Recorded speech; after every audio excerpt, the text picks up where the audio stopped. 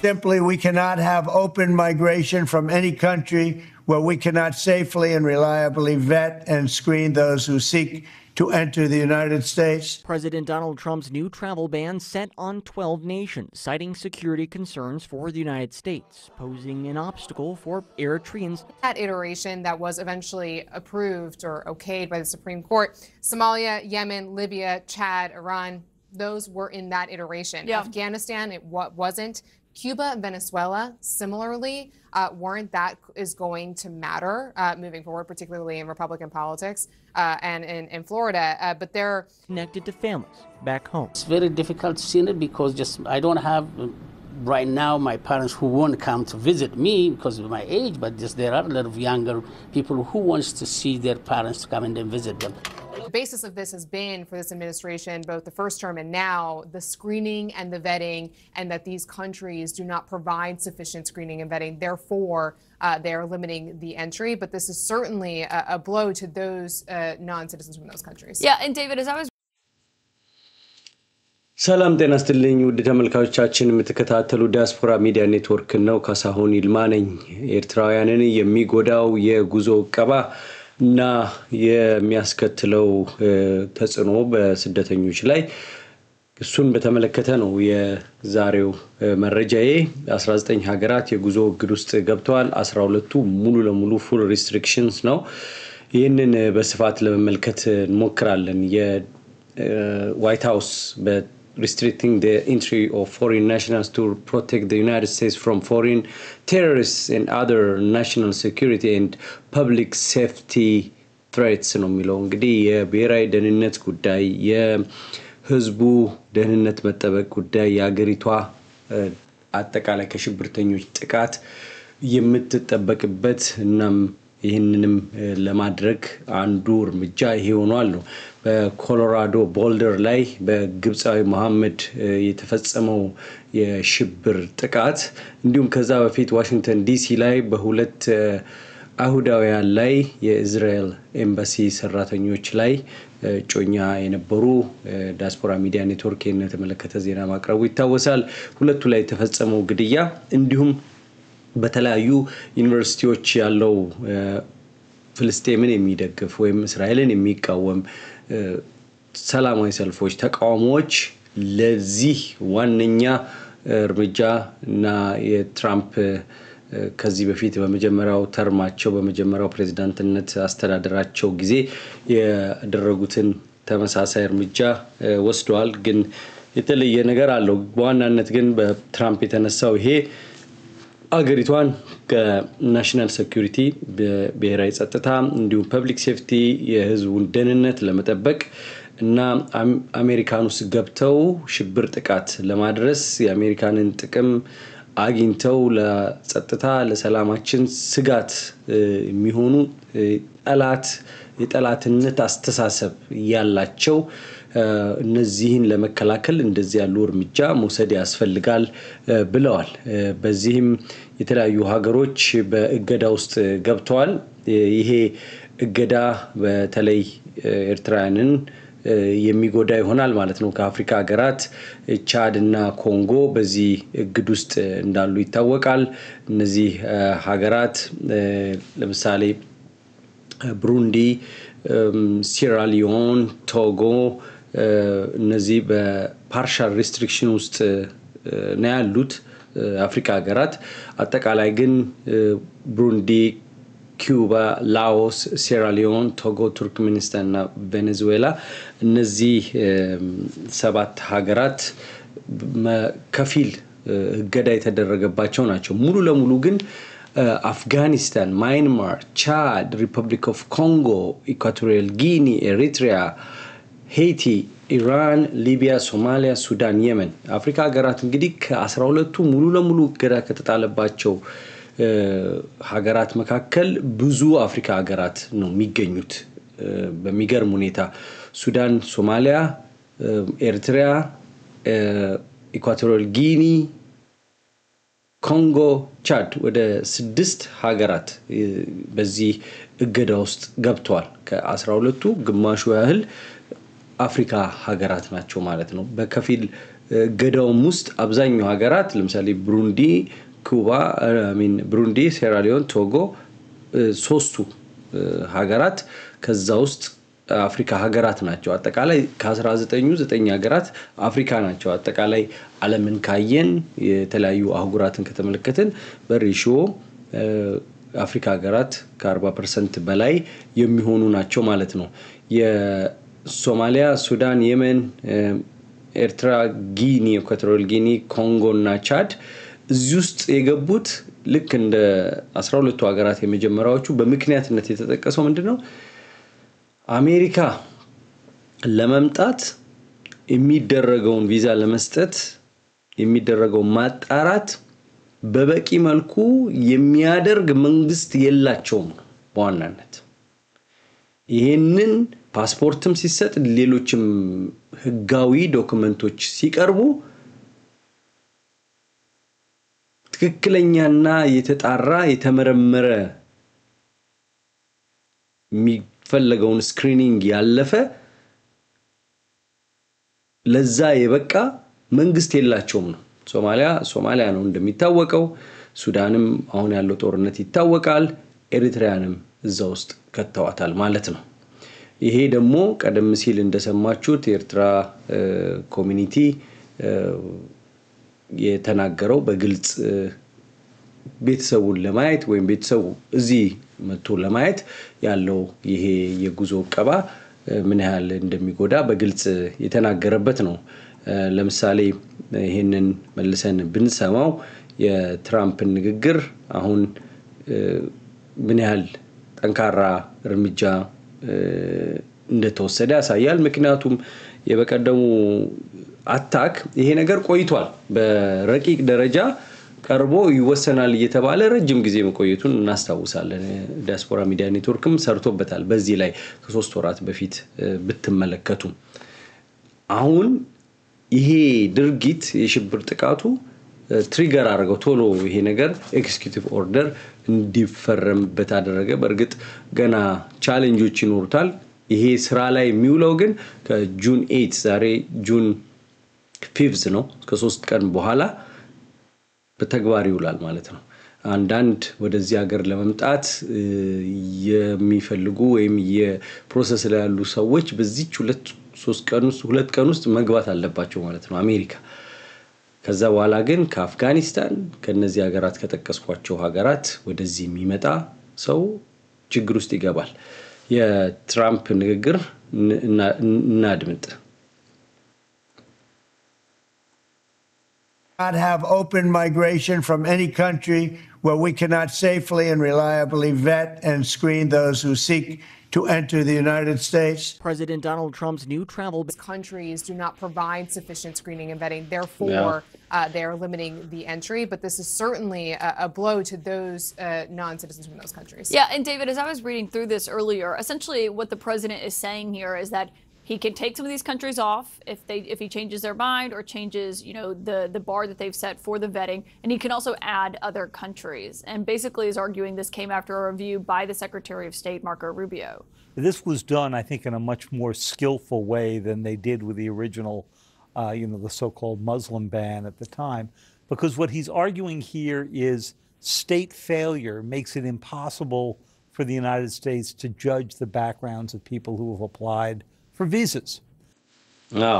ከመጀመሪያው የሚለየው ይሄ ምንድነው ያኔ ሙስሊም ሀገራትን በሚል ነው ባን የተደረገው አሁን ግን እነዚህ የተጠቀሱት ሀገራት እነ ሶማሊያ ሱዳን ኤርትራ አፍጋኒስታን ማይናማር ምናምን የሚባሉት ሀገራት መንግስታቸው ያለው መንግስት ተገቢውን ማጣራት አድርጎ ዶክመንት ለመስጠት የሚበቃ መንግስት አይደለም ስለዚህ አሜሪካ አደጋ ውስጥ ትገባለች ምክንያቱም በቀላሉ ዶክመንት የሚገኝበት ሀገር ከሆነ እና እነዚህ ሰዎች ቪዛ ካገኙ አሜሪካ ውስጥ የሚፈልገው ሚሽን በማንኛውም ድርጅት አሸባሪ ድርጅቶች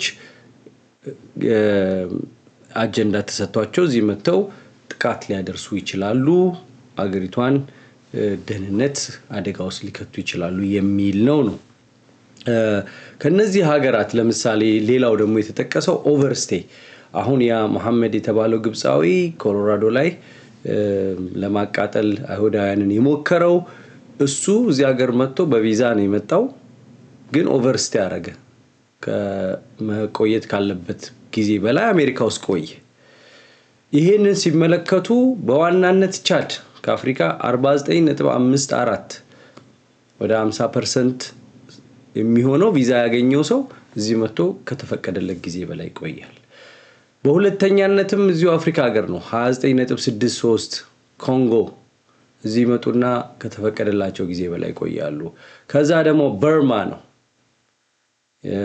ኤዥያ ሀገር ነው በርማ እነዚህም ተመሳሳይ ነው ቀጥሎ አፍጋኒስታን ነው ሁለት አፍሪካ ሀገራት ሁለት ኤዥያ ሀገራት ከተፈቀደላቸው ጊዜ በላይ ቆያሉ ይሄ አንዱ ምክንያት ነው የፎክስን ትንታኔ ደግሞ በዚህ ላይ ብንመለከተው ጥሩ ይመስለኛል New from overnight also signature policy from his first term now back President Trump issuing a sweeping new travel ban that covers upwards of 20 countries and partially restricts entry to the U.S. from some of them. He says all comes down to his promise to keep America safe and secure. It's a big day. It's a big story. A lot of news. Dana's got the day off. I'm Bill Hemmer, and our friend from Jackie got on the Acela and came back to New York. Flight, actually, into Newark. Okay. I won't be doing that anytime soon. Was it not good? It was delayed. It was moments. Former Secretary of State Mike Pompeo, who was there for Trump 1.0, he's standing by for the big picture. We'll talk to him coming up. But we begin with Griff Jenkins live in Washington with more on this. Good morning, Griff. Hey, Jackie, good morning. The travel ban is indeed back, set to take effect on Monday, and President Trump says it was the attack in Boulder that was a driving force behind this decision. Now, let's show you. The list of the 12 banned countries include Afghanistan, Myanmar or Burma, Chad, the Congo, Equatorial Guinea, Eritrea, Haiti, Iran, Libya, Somalia, Sudan, and Yemen. And Jackie, it's notable that Afghanistan, of course home to the Taliban, has a B1, B2 visa overstay rate of nearly 10%. That's the same visa that Boulder attacker Mohammed Salman overstayed before carrying that attack out. Now, dig a little bit deeper into that. Burma's B1, B2 overstay rate is 27%. The Congo's nearly 30%. Haiti's 31%. And Chad's is nearly 50%. In other countries like Iran, Libya, Somalia, and Yemen, who are designated as terrorist ኤርትራም ኦቨርስቴይ እዚህ ሀገር መተው ከተፈቀደላቸው ጊዜ በላይ በመቆየት 20% ወደ 21% ነው ሱዳን 26 ሄይቲ 31 ኢኳቶሪያል ጊኒ 21 ወደ 22% ማለት ነው እነዚህ ነገሮች ተጽዕኖ ፈጥረዋል ስለዚህ አሁን ወደ እነዚህ ሀገራት ከነዚህ ሀገራት ወደ አሜሪካ መምጣት አይቻልም ትራቨል ባን አለው ማለት ነው ይሄ ብዙ ቤተሰቦችን የሚጎዳ ነው ከፊል ባን የተደረገባቸው ገዳ አቀባ የተደረገባቸው ሀገራት አሉ ሰባቱ ሀገራት እነዚህ ናቸው ይሄ በአሜሪካ በዋናነት 12 ሀገራት ሰባቱን ደግሞ እንደዚሁ ከፊል ያው ቬኔዙዌላ እና ኩባ ሙሉ ለሙሉ ማለት ይቻላል ምክንያቱም በተባበሩት መንግስታት ማዕቀብ የተጣለባቸው ሀገራት ናቸው በኢኮኖሚያቸው እንዲደቁ እንዲንኮታኮቱ ተደርጓል ከምዕራቡ ዓለም ጋር የተስማማ ፖሊሲ የተስማማ አካሄድ ስለሌላቸው እነዚህ ሀገራት አይናቸው ያያ ሀገራቸው እየተንኮታኮተች በብዙ ነገር ወደ ኋላ እንዲቀሩ ተደርጓል ኤርትራንም ጭምር ማለት ነው ኤርትራ ካላት ባህር በር ካላት ጂኦፖለቲካሊ በጣም ስትራቴጂ ቦታ አንፃር ከምዕራቡ ዓለም ጋር የተስማማ ፖሊሲ ቢኖር ኖሮ አገሪቷ ማደግ በጣም ያማረ ከኢትዮጵያም ጋር ያለው ግንኙነት መልካም ቢሆን ኤርትራ ካላት ቁጥር የህዝብ ብዛት አንፃር ሲታይ አገሪቷ ኢኮኖሚዋ በጣም የበለጸገ ይሆን እንደነበር የኢኮኖሚ ተንታኞች ይናገራሉ በሀገሪቷ መንግስት ደግሞ የራሱ አቋም ያለውና የምዕራቡን ጫና አለመቀበል ብቻ ሳይሆን የሚመጣውን ኮንሲኩዌንስ ቅጣቱን ይሄ ማዕቀቡን እነዚህን ሁሉ ነገር መቋቋም ይቻላል የነሱን አጀንዳ ከመቀበል ወይም የምዕራቡን ዓለም ፍላጎት የሚያሟላ ያው ተዘዋዋሪ ባርነት ነው የሚል አቋም የያዘ መንግስት ነው የፕሬዝዳንት ኢሳያስ አፈወርቂ መንግስት። ነገር ግን ፕሬዝዳንት ኢሳያስ አፈወርቂ ግትር ባይሆኑ ኖሮ የኤርትራ እና የኤርትራ ዕጣ ፈንታ በስደትና ከሀገር መኮብለል አይሆንም ነበር። አገሪቷ ጠንካራ ኢኮኖሚ ኖራት ነበር። ምክንያቱም ቁልፍ ቦታ ነው ያለው የቀይ ባህር የዓለም ንግድ መዘዋወሪያ መስመር ነው። በዛና በሱዌዝ ካናል እነዚህን ቢቀበሉ ኖሮ ከና አሜሪካና ሌሎች ምዕራብ ሀገራት ጋር ዲፕሎማሲያዊ ግንኙነታቸው ጥሩ ቢሆን ኖሮ ከማንኛውም ሀገራት በተሻለ ከህዝብ ቁጥርም አንፃር ኤርትራ የተሻለ ነገር ይኖራት ነበር ብለው በትንታኔ ያስቀምጣሉ። Havens, the president says they lack adequate screening programs. Among the national security threats their analysis considered are the large-scale presence of terrorists, failure to cooperate on visa security, inability to verify travelers' identities, inadequate record-keeping of criminal histories, and persistently high rates of illegal visa overstays and We all know these nations. Look through this list. What do they have in common? These are terror havens. These are places without good internal security. Jackie, I'm confident that this list will change over time. We saw the risk during my time as Secretary of State change from these countries as well. And so this is a risk analysis on what we can tell about who's coming in, who's even possible. በመጀመሪያው የትራምፕ አስተዳደር የሲአይኤ ዋና ዳይሬክተር የነበሩት ሴክሬታሪ ማይክ ፖምፔዮ ናቸው ይህንን ቀደም ሲል የተናገሩት። ፖምፔዮ እንዳሉት እነዚህ ሀገራት በቂ ደህንነት የላቸውም። ማንኛውንም ሰው መረጃ አጣርተው ዶክመንቶችን ለመላክ የሚያበቃ መንግስት የላቸውም።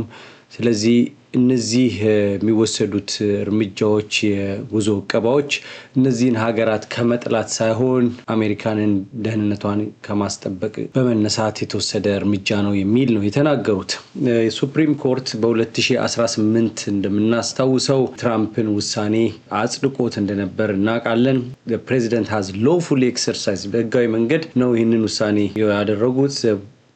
broad discretion granted to him to suspend the entry of aliens into the United States, the sole prerequisite set forth ይላልና ያኔ ተቀበሏቸዋል። አሁንም ሰኞ ጁን 9 የሚጀምረውን ይሄንን እርምጃ የጉዞ ዕቀባ ጠቅላይ ፍርድ ቤቱ ያቆመዋል ተብሎ አይጠበቅም። ለዛሬው ያለው መረጃ ይሄ ነው። ያስተናገድኳችሁ ካሳሁን ይልማ ነኝ። አብራችሁን ስለቆያችሁ ከልብ አመሰግናለሁ። 512 677 46 34 የአስተያየት መስጫ በዚህ ቁጥር ላይ ብትደውሉ እና መልእክት ብታስቀምጡ በድምጽም ሆነ በጽሁፍ መልሳለሁ። ጉዳዮቹን ባጭሩ ብታስረዱ መልካም ነው ላለው አለበለዚያ ስልክ ስለማላነሳ 6463263147 ሚዲያውን ለመርዳት ካሻፕና ዜል ነው። በዚህ ሚዲያውን ለመርዳት ፈቃደኛ የሆናችሁ ሰዎች ያ አለ ማለት ነው። በተለየ መልኩ ሚዲያውን ለማገዝ የምትፈልጉ ደግሞ ቀጥታ መደወል ትችላላችሁ። እስካሁን አብራችሁን ስለቆያችሁ ከልብ እያመሰገንኩ ምሰናበተው ካሳሁን ይልማ ነኝ። ጤና ይስጥልኝ።